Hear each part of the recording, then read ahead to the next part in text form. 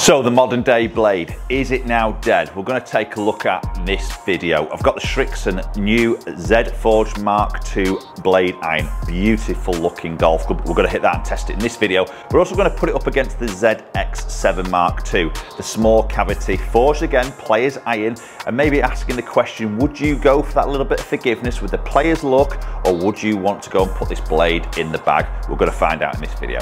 So let's just take a couple of seconds to admire this iron from Srixon, Z Forged 2. It's stunning, isn't it? Bladed clubs, and I think we all would love to have a set of blades in the bags, but maybe many of us are put off because we lose that forgiveness. But we're going to take a look at this because modern day blades now, I don't feel are as harsh or as hard to hit as we used to see traditional blades in the past. And when I say that, it's more when I put this in the playing position. Now, don't get me wrong, it's a squat head, it's a compact head, but it's nowhere near as compact as what blade irons used to be.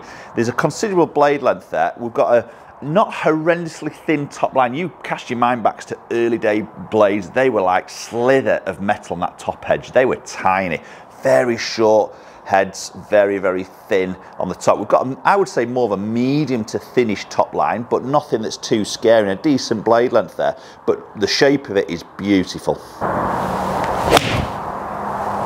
And of course, the feel off the club face straight away there is that forged-like feel. We're going to expect that 1020 soft carbon forged steel is what we're seeing in the Srixon. Beautiful sound, beautiful feel off that club face. So before we carry on, let's post your comments down below. Are you playing blades at the moment, and if so, what type? Are they an old style blade or are they a more modern blade? Love to hear your feedback, how you've got on with those. Is that improving your ball striking? Do you suffer from those miss hits? Post your comments down below. Okay, and there's a little bit of a low in the face strike. I could feel that, and I get that feedback, and some of the arguments I see from a lot of viewers would be, that's a good thing. Get some feedback of where you're hitting on the club face. The blade will definitely tell you that, and you can then improve your ball striking. Definitely an argument there. So loft on this iron is 33 degrees, which is pretty typical in this blade. I think most companies in the blade will probably be in that 34 degree area. So 1 degree stronger maybe with the Srixon there. So a quick bit of tech talk with this new Srixon blade iron. Obviously you can't do a huge amount with a bladed iron in terms of shifting weight around, but there is that little bit of that pure frame is what the Srixon are calling, that little bit of weight in that back section there, just where that logo Srixon is. Just put a little bit more mass behind the hitting area. We've got V-sole, which we see in other iron models, helps with that turf interaction, and then really apart from that there's not a lot else happening in terms of extra material tech in the head.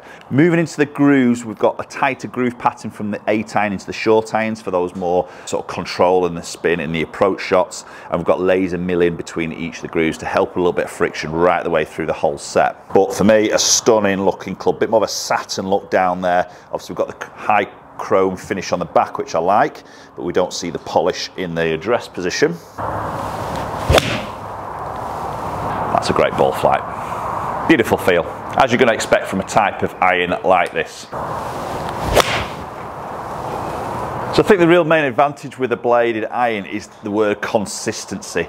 You know, in terms of that ball speed off the face, in terms of maybe the spin, in terms of the control, land distances that you would like to think. Again, your strikes will override that, and if you get poor strikes, you're going to have drop-offs, aren't we? But in terms of consistency of that good ball striker out there, we're going to see more repeatability, less of those maybe freaky flyers, as sometimes we call it, where you get in typical game improvement irons.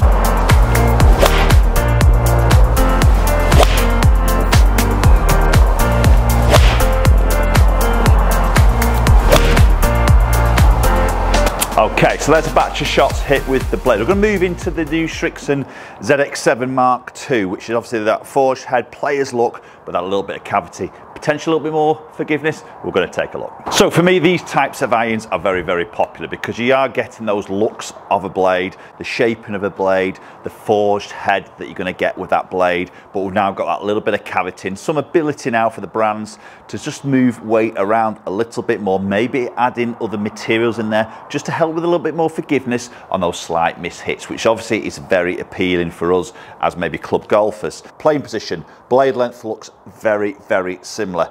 The offset looks a tiny bit more, but honestly very similar. Top edge just a little bit thicker on that top line. So look wise, it's not poles apart, which is where I'm sort of saying this can be a very popular option. We've still got a full body forge, 1020 carbon steel. But we've now got 1 degree stronger on the loft. So this is 32 for a 7 iron. So probably going to expect maybe a little bit more ball speed because of that. Maybe a little bit less spin because of that. So for me, the sound, the feel off the club face is very, very identical to that blade. I really can't tell any difference between the contact and the feel off that club face. And currently 2 shots in looks to be a very similar carry distance to the blade, even though this is 1 degree stronger. So potentially a nice blended set could happen here. That's a great shot. Yeah, so maybe the 7's happening in those longer irons. We're progressing into possibly the blades in those shorter scoring irons, maybe a good option. So technology-wise in the ZX7, we've seen some very similar things happening. V-sole again in there, so turf interaction.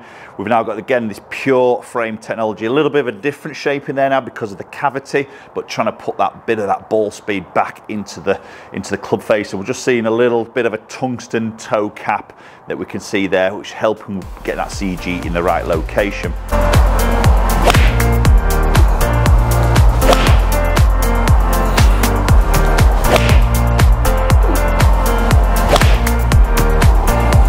Okay, so there's a batch of shots hit with the ZX7 Mark II. So maybe look at dispersion rings, there's really not a lot split in it. Maybe you could have an argument that the blade was a touch tighter there, maybe that front to back dispersion. Having said that, the ZX7 should be providing us more forgiveness on those slight mishits, but I'm not really sort of seeing it in that small test of 7 shots hit with each. Ask you the question, would you go with an iron that looks like a blade, feels like a blade, but has that little bit of that buffer of forgiveness, or would you go straight in the blade? I would say don't discount that blade. Modern day blade is pretty forgiving nowadays.